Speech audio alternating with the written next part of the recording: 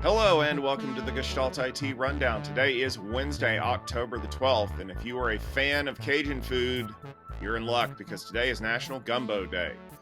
Joining me as my co-host this week is one of the people I love who enjoys food of all kinds, Mr. Max Mortiaro. Max, welcome to the show. Thanks. And we've got a great lineup of stories headed your way, so let's just dive right in. Because Max, a new report from the industry firm Trend Focus is claiming that the disk drive market is in for some stormy weather. Projected number of disk drives shipped in Q3 of this year is supposed to be around 39 million. That sounds like a lot. However, it's down 14% from Q2 and a whopping 42% from this same quarter last year. Now, we can probably take a guess that supply chain issues are going to be causing the problems. If I had to put a finger on it, probably inflation or something like that. But Trend Focus is also citing lower demand from cloud providers and also ongoing global conflicts. Max, is this due to the fact that cloud providers are not growing their storage as quickly as they might have expected? Or is there some other bigger trend in hard drive usage that we need to be worried about? Well, I think that there are definitely more trends happening here in the background than just cloud storage consumption. First of all, we have to look at there's an overall decline of HDD. The HDDs have been moved down. Flash has displaced HDDs. QLC drives are becoming more and more, let's say, competitive from a price point perspective. On the density of those drives is also increasing. And in general, let's say that HDD was more for kind of, infrequent access, secondary storage use cases, and more even archive, for this kind of use cases. And there's another aspect as well, which is probably not a trend right now, but it's probably going to become a trend in the coming months. Hard drives are bulky, they get hotter faster, they get hot faster. They have a much higher energy consumption than flash. So while it not might be too much of a challenge or a problem in certain geographies, maybe like the US or Asia Pacific, the current geopolitical situation is hitting very heavily in Europe. So data centers in Europe are very, let's say, are feeling the heat about energy costs, and that's also impacting, technology choices. Do we need to go for hard drives, or should it not be time, to call it a day for HDs and go with QLC flash? No, to close on that very briefly, the challenge of QLC is, of course, endurance. But when you build the right architectures and you can optimize how you write and you read from Flash, then you can, get a better efficiency and durability out of your drives. Here's one for you, Tom. Monitoring and analytics giant Splunk filed a lawsuit last week against alleging intellectual property theft against the CEO of competitor Cribl. The CEO of Cribl is Clint Sharp, and he's a former employee of Splunk. And accordingly to the lawsuit, he grabbed code from Splunk before he left and started his own company. The lawsuit further claims that Cribl lured Splunk employees away and encouraged them to take even more code out of their way on their way out of the door. Sharp responded by saying the goal was always to interoperate with Splunk, but that he and other founders did not steal any code from the company. Tom, lawsuits are a nasty way to settle business. What's going on there? Well, I think what's happened here is that Splunk has finally reached the point where they realize that they can't settle this any other way. So they're going to file a lawsuit in court. And first, I'm going to disclaim I am not a lawyer. I'm friends with lawyers. I watch lawyers on YouTube, but I am not a lawyer. So getting that out of the way, what's going to happen? Well, we're going to get a whole bunch of ugly discovery, and we're going to open up the code bases of both of these companies because you're going to have to compare it. And we've seen this before in cases like Oracle versus Google. You're basically doing a code walk for people who don't know what code is. And anyone who's ever gone to Stack Overflow knows that there's a lot of code that's available out there, and eventually all the code just kind of looks the same. So let's get down to the actual brass tacks of what happened here. Splunk is a very large company. We know that. They are probably the leader in the monitoring, analytics, security market. Everybody wants to work with them. And Splunk licenses out the ability to interoperate with their code. Fine, great. Well, then Cribl comes along. They're a startup. They're scrappy. They've adjusted to fix some of the issues that Splunk has. They're going after some of that market. The question is, with a company that started by a former employee of Splunk, how much of that code is designed to interoperate with Splunk's original code versus a straight lift? Well, you may be able to say to yourself, oh, that's easy. We'll just run a grep against both code bases and print out a diff. Yeah, if you did that for most code in the world, you'd probably get a lot of hits because there's only so many ways to write a function, write an error return. The only way that you'll actually be able to determine that is if you get a lot of like comments that are the same or references to code pieces that are proprietary. And so it's a dangerous trap.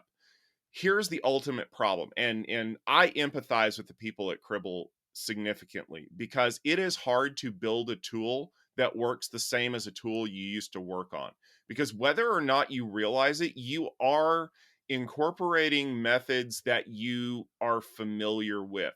And I reference back to the original Berkeley systems distribution clean room implementation of Linux, or not Linux, I'm sorry, of Unix. How did they manage to pull that off without causing any copyright issues? Well, that's easy. They had one person go through the code and describe how it works and write that description down. And then they had a completely different team go in and implement code based on the description that that person wrote. That's a clean room reverse engineering implementation. The people who looked at the original code never have an interaction with the people writing the code for the new code base. That's the only way to say for a fact that when you describe a function that implements a device driver that returns an error code, that they're not unconsciously using methods that they saw in the original code. And that's going to be a very difficult thing to prove in court.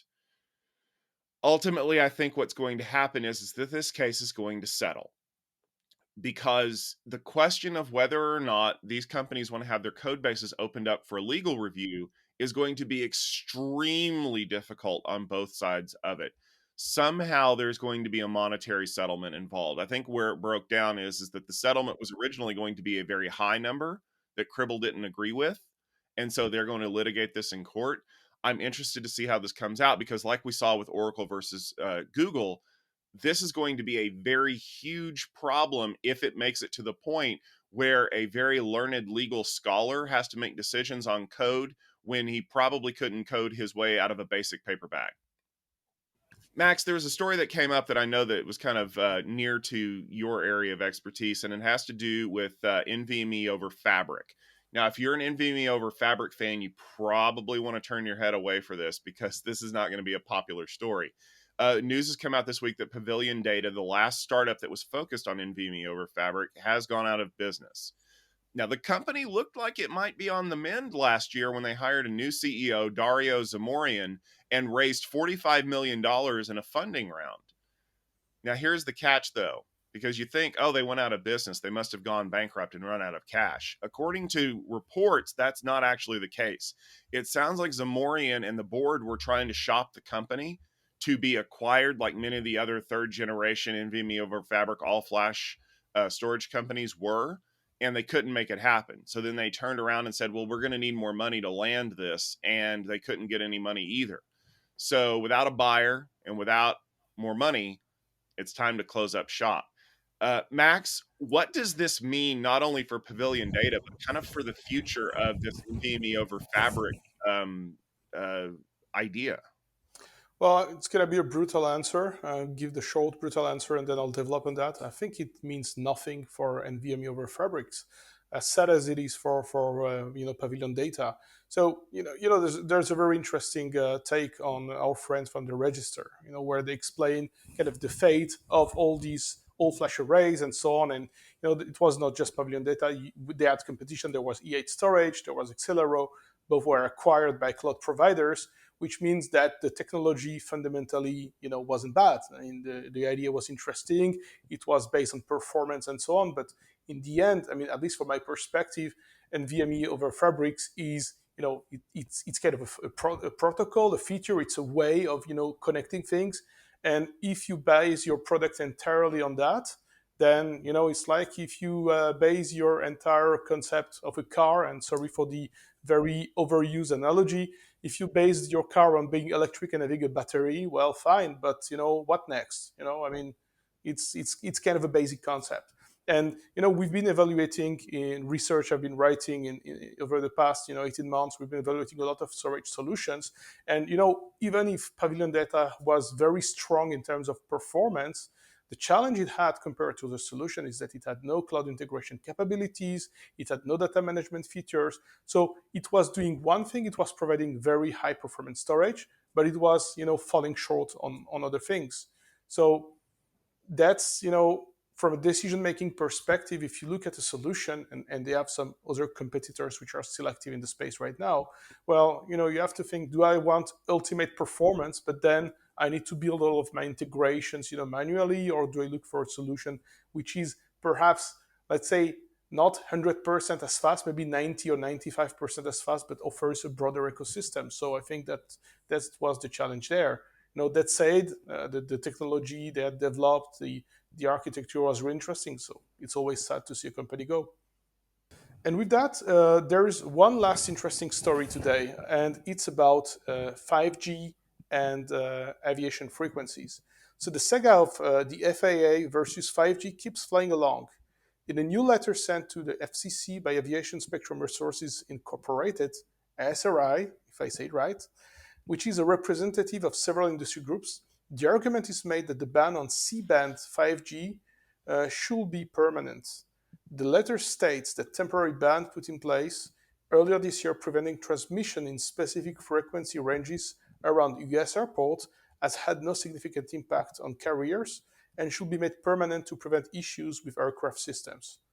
This news comes as the AT&T and Verizon begin rolling out C-band frequencies across the US to boost performance for users. Tom, are we ever going to get to land the debate on this issue? I really wish we would, because I want to taxi into the terminal and get off this ride. Yeah, Max, I know you're not in the U.S., so this is kind of maybe for our listeners overseas, this might be a little bit of an unknown for you. But basically, here's the problem: 5G rollouts are starting to expand across the entire spectrum range. That's how we're getting more bandwidth. Back in March, we've started seeing this rollout happen, and basically for the users of AT&T, Verizon, and T-Mobile, which are the three major cellular providers in the U.S., we've seen bandwidth speeds increase. Like I can go out and I can actually use my phone like a phone instead of it crawling along. But where's the problem? Well, it turns out that the FAA, as we covered previously on the rundown, the FAA filed this notice with the FCC, both federal agencies, saying, "Hey, we noticed that there could potentially be a problem if there was an antenna pointed any more up degrees than 90 around an airport in this specific frequency band that might impact altimeters on older airplanes." If you heard a lot of kvetching in that whole statement, you now understand why this has irritated so many people. There could potentially, maybe, might be a problem sometimes with some things, but we don't know for sure. So you need to not use this at all. That's like saying one time lettuce was contaminated with disease, so you should never eat tacos again. There's a lot of things that go into that. And so basically what's happened is that AT&T and Verizon have agreed to limit the use of that spectrum around airports until at least July of 2023. In the meantime, exactly what I knew was going to happen happened. The FAA told the airlines to go replace those bad old altimeters, which could very well be impacted by those frequency bands. This was a stalling tactic. This has always been a stalling tactic. The FAA got caught flat-footed because it turns out technology moves a whole lot faster than the airline industry. And now you've got an industry group, not the airlines, not the FAA, but an industry group that is put together on behalf of a bunch of people, writing a letter saying, "Hey, we put the ban in place for a few months and nothing bad has happened so far. We might as well make it permanent," which is a fancy way of saying we found some airplanes that we can't replace the altimeters in, and we don't want to retire those capital assets. So we're going to put a policy decision in place. And my answer is too bad. We've talked about this at length. I've recorded conversations episodes about it. We talked about it on the rundown. I've written blog posts about it. The frequencies that we're operating in now cover a wide spectrum of things, whether it's 5G, whether it's satellite communications, what have you.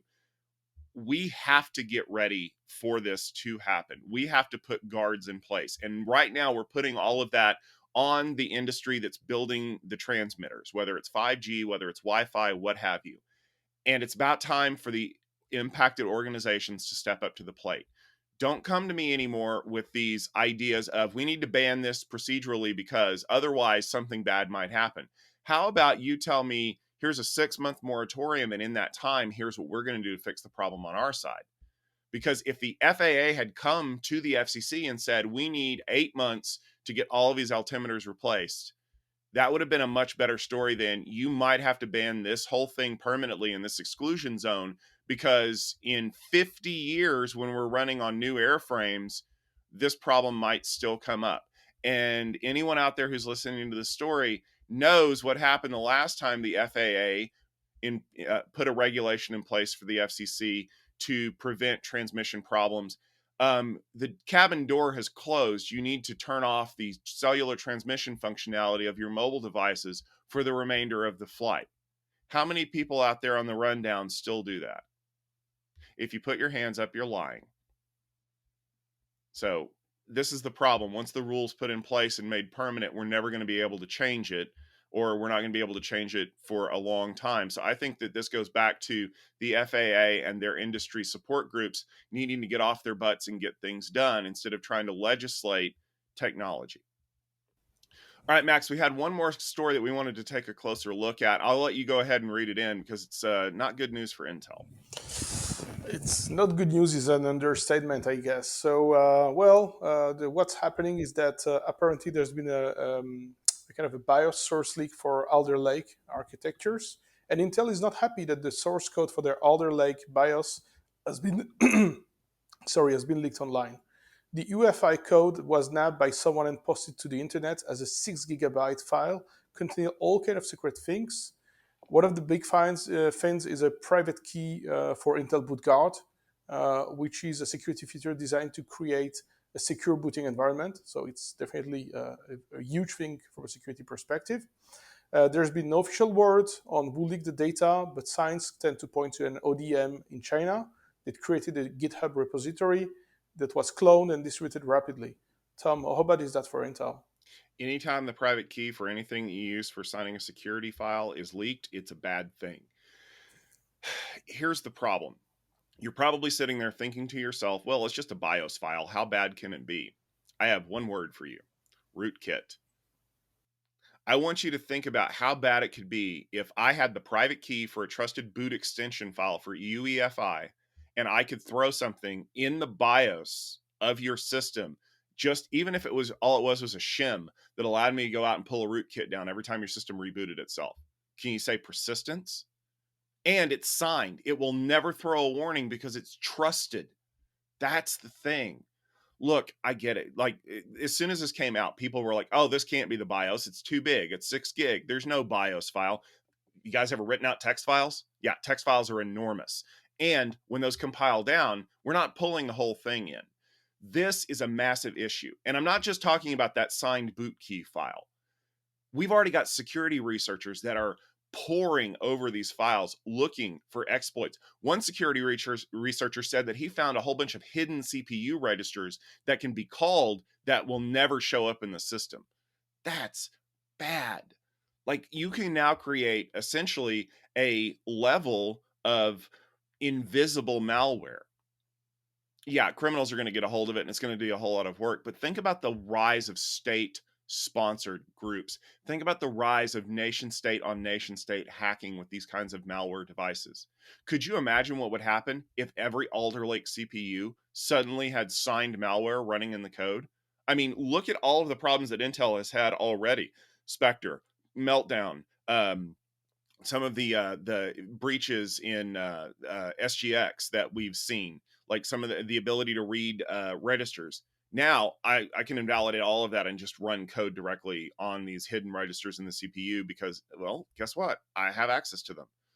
And like it's such a pain in the neck. And then to hear like of course there's no official word of what happened. Unofficially, it looks like there was maybe a disgruntled employee or someone who didn't know what they were doing. They were working with an ODM, which had access to, Intel chips on their boards. And the unsaid things that it might have been a company that works very closely with Lenovo. They leaked this online. Maybe they intended to. Maybe they did not intend to. Whatever happened, that guy didn't have a job anymore. We know that for sure. That's not a mistake you get to come back from. But the toothpaste is out of the tube, folks. Like this is out there. What are you gonna do? I get like what there's a security hole in like an app, and I can rewrite that software and issue a patch. Like we see that all the time. We talk about those stories on the rundown weekly where there's like a remote code exploit, there's a known vulnerability, go patch your systems. How do you patch a chip? You don't. You can't do this. I mean, Max, you've worked with this a lot. You know, we when I was working on the infrastructure side, when we had to deal with Spectre and Meltdown, I mean, everybody was going completely nuts. And the problem is that this has kept happening and happening and happening, and now I'm at a point. I'm really wondering. This is massive. I mean, the implication of that are really massive because it kind of fundamentally breaks the entire kind of chain of trust in the security architecture, and it does that at the silicon level, which is the the highest level. So when I'm thinking about that, I think of, and maybe I'm wrong, but I look at it, it seems to be the same dimension as the 737 Max, the Boeing 737 grounding somehow. What's going to happen with Alder Lake? I mean, if you do that, even if you keep selling this technology, if you put it, well, sorry, but you're selling something which isn't secure. So what happens? What happens? Do they need to ditch everything and restart it? I mean, there's a lot of money involved, vendors, etc. I just cannot foresee all of the consequences of that. Either they are going to just shrug and say, whatever, we'll keep selling, or they're going to have to make some drastic choices. But this is really bad. And sorry to say, but I mean, Intel seems to has a lot of precedence with their CPUs and so on. Well, here's the other thing you have to understand. Alder Lake is their currently shipping generation of CPUs. Why? Because Sapphire Rapids is so far behind right now that they're having to, squeeze a little more juice out of this workhorse. So if they have to issue a massive patch to Alder Lake to make it work, that's going to be a problem. Not only that, how much of the code from Alder Lake was ported to Sapphire Rapids? Obviously the keys are going to change. Like that's a given. But if I found an exploit in Alder Lake that I can exploit reliably, even without the key, how likely is it that that exploit is present in Sapphire Rapids because of that TikTok methodology of design? And here's the deal. Like we talk about this a lot, and you mentioned it. It seems like Intel keeps coming up in these conversations. And I hate to say it because I'm a friend of Intel. We work closely with Intel at Tech Field Day and Gestalt IT. But why is this happening? And I think the answer comes down to one very simple thing. Intel is trying to do too much in the chip. When you look at all of the things that Intel wants to put on their chips, secure boot extensions, SGX, all of these other things, it's like, man, one little hole in the dike and you've got a huge problem. And then you flip around and you look at ARM, and ARM's like, we don't care. We want to make the cheapest, fastest, simple CPUs that we can. It's the risk versus CISC argument all over again. Should the chip do more, justifying a higher per unit cost with all of the complexity that goes into it? Or should we just make dirt cheap, simple, fast CPUs and build other things into it? Now, obviously, the we've gotten into that chiplet methodology that was pioneered in ARM that's now kind of worming its way into Intel when they realize, maybe we don't need to be doing that. But they're still building those chiplets onto the die, and that's still going to cause these problems. And, it's not an easy fix. If it was an easy fix, this wouldn't be a problem. If I could just, issue a patch. But then again, we started talking about that with Spectre and Meltdown how many years ago now? And those are still exploitable to a certain degree. And the only fix is to reduce the performance on the CPU 15 to 20% and reduce or remove the functionality that Spectre and Meltdown rely on. Like, I don't know where this ends at this point. Yes, and the other thing, Tom, is also how long customers are going to be patient with that, because of course customers don't want to break dependencies to their applications, their architecture, and so on. So out of, let's say, habit and cautiousness, they want to kind of keep running the same stuff to avoid breaking dependencies. But this is causing a massive risk for all organizations of all sorts. So I mean, I'm kind of wondering if this is going to be just like the ends, event which happens and people will just move on and continue, or if this is kind of the beginning of the end, or a coffin, or a nail in Intel's coffin. Uh, and as you said, we like working with Intel. We are good friends. There are a lot of good things going on there, but the challenges with the CPU architecture seems to never go away. And as you said, it's getting worse and worse. So I don't know if someone over there has kind of has the courage, perhaps, to kind of take a candid look at where they've gone with the CPU architecture, and whether it's not time, for a kind of a courageous or kind of revolutionary kind of refresh in their way of thinking. Kind of, when we like to kind of make fun of Apple when they say courage, because they're kind of changing the the lightning adapter with a USB-C or whatever. But maybe, Intel should maybe have the courage to uh, kind of take 3 steps back and look at where they are now, in terms of CPU architecture, and whether it's not time to kind of reboot what they've done. Yeah, it's one kind of courage to remove the floppy drive or the CD-ROM drive from a desktop computer. It's an entirely different kind of courage to look around and go, "Hey guys, we've got a massive problem and we need to fix it." So, who knows? Here's hoping that somebody over at Intel is looking at this, going, maybe it's time for us to do something a little bit differently. All right, we've got a busy couple of weeks ahead, and we got some things we wanted to make sure that you were aware of. The first one is actually happening this week. It's Google Cloud Next. It starts tomorrow on the 13th and runs through the 15th. I'm sure we're going to see lots of cool Google Cloud stuff coming out about that. We've already seen, Mandiant on stage now that they're a part of Google, talking about some of the cool stuff that they were working on.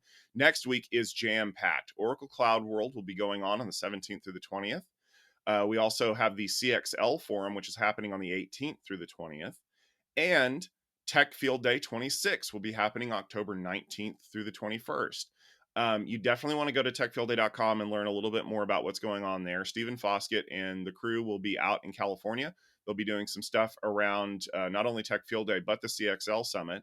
And you'll be able to hear a lot more about that. So stay tuned not only to Tech Field Day, but Gestalt IT, to learn a little bit more about some of the cool things that we have coming up. Speaking of cool things coming up, Max, if people want to check out some of the stuff you're working on, where can they go?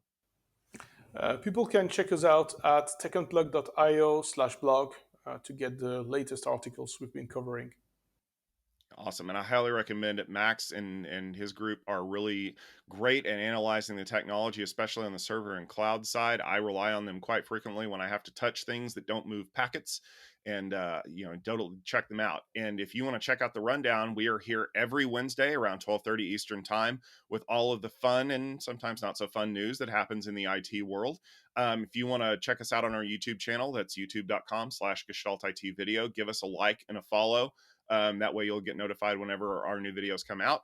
You can also listen to us on a podcast if you prefer to consume your news of the audio variety and our dulcet tones reading in the stories. We keep an eye on stories throughout the week. So if you have something that you'd like us to cover on the rundown, please tweet at Gestalt IT, use the hashtag rundown. And we're always happy to check out fun stories or do a little deeper analysis on something you think might be important down the road. We'll be back next week. I will be back with a special guest co-host to take on more news. Stephen will be at Tech Field Day. But remember that we love doing this. We love hearing from all of the listeners out there who enjoy our take on the news. So please make sure you leave us a comment on YouTube. We'd love to hear your thoughts. And until next week, take care of yourself, and we will see you soon.